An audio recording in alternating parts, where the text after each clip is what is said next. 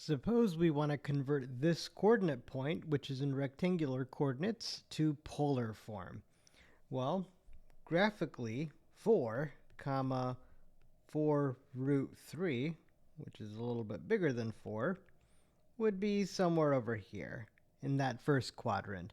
And if we want to find the r comma theta polar point, then first we got to find the distance from the origin to that point, aka the radius of the hypotenuse, if you will, of this triangle where the legs are 4 and 4 root 3.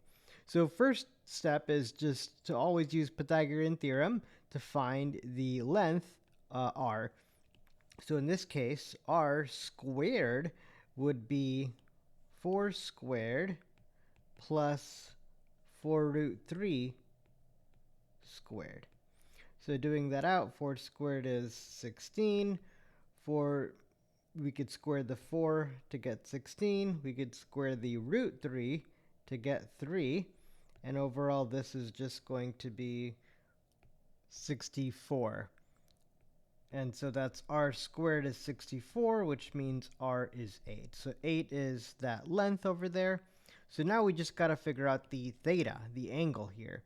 So really, to find this angle, well, we could kind of set it up as, we could do it in a number of ways now here, now that we know that this is 8. And we already know this length is 4.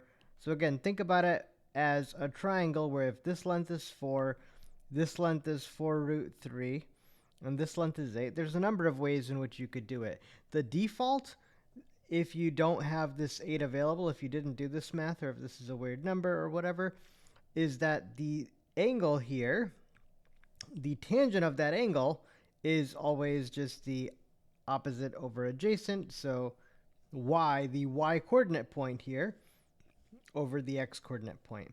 So before we move on, just big picture. If we were writing a textbook, what we would say is if you're given x comma y as your rectangular points, then your polar points are theta. You'd find them by saying r is root x squared plus y squared, and theta is the inverse tangent of y over x. And that's because, looking at this setup, the tangent of theta is y over x. And if you have that the tan theta is, whatever your y over x is, just take the inverse tangent of both sides to get theta here, and inverse tangent of whatever that ratio is. So here specifically, the tangent is 4 root 3 over 4, which is root 3. And you can use that to figure out the theta would be 60 degrees, or pi over 3. Now, another way, if it helps, you could also think about it as if you have this triangle over here. If it happens to help you out, this is kind of like a 30, 60, 90 triangles. If you recognize things like that, you could figure out that, oh, this must have been 60, for instance. But in either case, here our final answer then is r is 8, and theta is pi over 3. One final thing is that if it was the other direction, if you were given a r comma theta point and you wanted to convert it into an x comma y rectangular coordinate point, all you do is that x, the x coordinate, is just r cosine theta, and the y coordinate is r sine theta.